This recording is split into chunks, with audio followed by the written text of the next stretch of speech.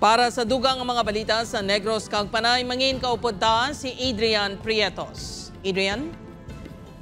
Madamo ka salamat, Jerth. Makapuso Diocese sa Bacolod nagpanguna sa pagtukod sa grupo nga magamonitor sa masobra 40 ka mga flood control project sa syudad sa Bacolod humaling 2017. Yaring balita nga itong gintutugan. Sa nag-iinit nga isyu, sang manomalia nga flood control project sa pungsod, hindi malikawan nga magreklamo, hindi lang apektado sang baha, kundi ang mga pigado nga mga residente. Pigado, gid. Gabing kurakot nila. May araman 3 ka beses kami mga gano. Magkaon, okay man lang. Sila ya? Magkaba, ano eh, sige na sila maano. Sige sila maggranon. Ang kurakot ng guro, kaya wala man nila Japon natapos ng kadugay man Japon maguman sa ginabratan nila.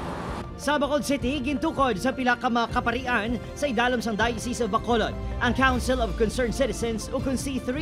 Ang inyang grupo nga pagabugusan sa civic groups, mga engineer kag abogado, amo ang mag-imbestigar sa pila ka flood control project sa syudad. Sa inisyal nga datos nga ginauyatan sang grupo, may 43 ka flood control project sa Bacolod City nga may kabugusan nga 15 bilyones pesos sumalin sa 2017.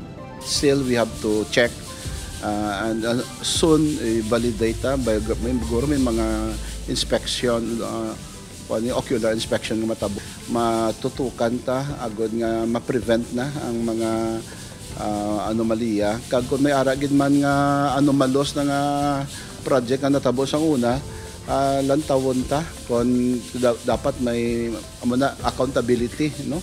May masabat. Pagkatapos ang himon nga validation, pagatutugan sang grupo ang rate cards ukon ang dokumento kung sa di nakasaad ang detalye sang kada proyekto. Sa sining nga pamagi, mahibaluan suno sa ila kung may anomalya sa pagpatuman sang mga proyekto.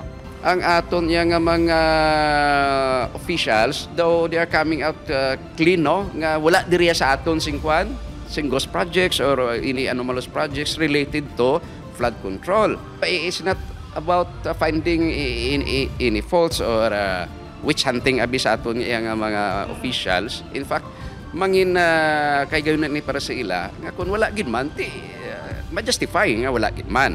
Lakip sa mga tutukan ang 122 million pesos nga balor sang flood mitigation project sa Barangay Panukoy nga 98% na nga human base sa reports ng DPWH. Apang sunod sa mga residente nanging kausa pa sang baha sa lugar.